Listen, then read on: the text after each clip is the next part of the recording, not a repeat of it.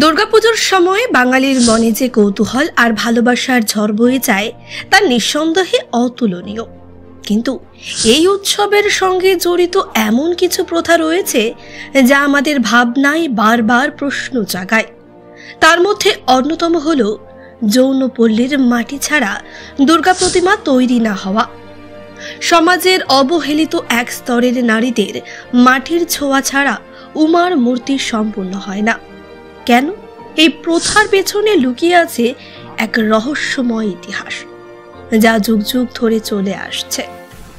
কল্পনা করুন, বছরের অন্যান্য সময়ে যেখানে পা দেওয়ার সমাজের চোখে অসম্মানের, সেই যৌনপল্লী দুর্গাপুজোর শুরুতে প্রথম গন্তব্য হয়ে ওঠে।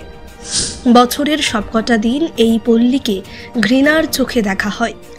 সেখানে পা রাখা মানেই সামাজিক মান সম্মান হারানোর ভয়। অথচ এই নারীদের পবিত্র মাটি দিয়েই তৈরি হয় দেবী দুর্গার মূর্তি, যার কাছে আমরা প্রার্থনা জানাই, সুখ শান্তি কামনা করি। কি আশ্চর্য মিল, তাই না? এই প্রথার পেছনে লুকিয়ে থাকা কারণ খুঁজতে গেলে আমাদের ফিরে যেতে হবে সেই পুরাতন বিশ্বাস আর শাস্ত্রের দিকে। কথিত আছে, যখন কোনো পুরুষ এই পল্লীতে প্রবেশ করেন তখন তিনি তার সারা জীবনের সঞ্চিত পুণ্য বিসর্জন দেন।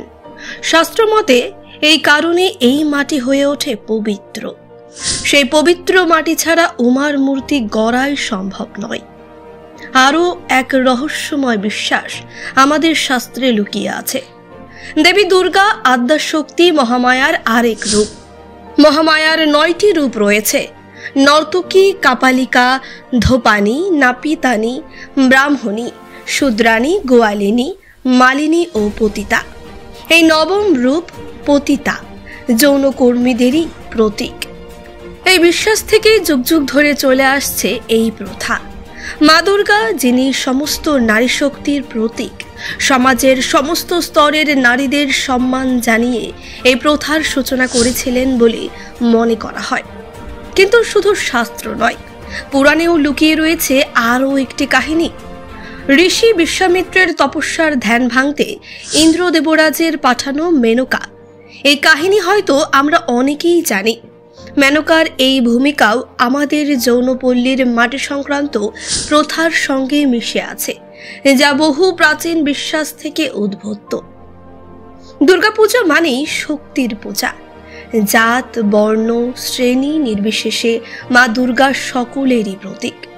সমাজের অবহেলিত নারী শক্তি থেকে শুরু করে সর্বস্তরের নারীরাই মা দুর্গার রূপ। তাই যৌনপল্লীর মাটিকে সম্মান জানানো মানেই সমস্ত নারীর শক্তিকেই সম্মান জানানো। এটাই মূল বার্তা। যখন মৃৎশিল্পীরা মাতৃ প্রতিমা গড়তে বসেন, তখন এক মুঠো পবিত্র মাটি এনে ঢেলে দেন দেবীর কাঠামোতে। এই মাটির মাধ্যমে শুধুমাত্র একটি মূর্তি নয়, তৈরি হয় বিশ্বাস, সৃষ্টি হয় এক অবিনশ্বর ঐতিহ্য।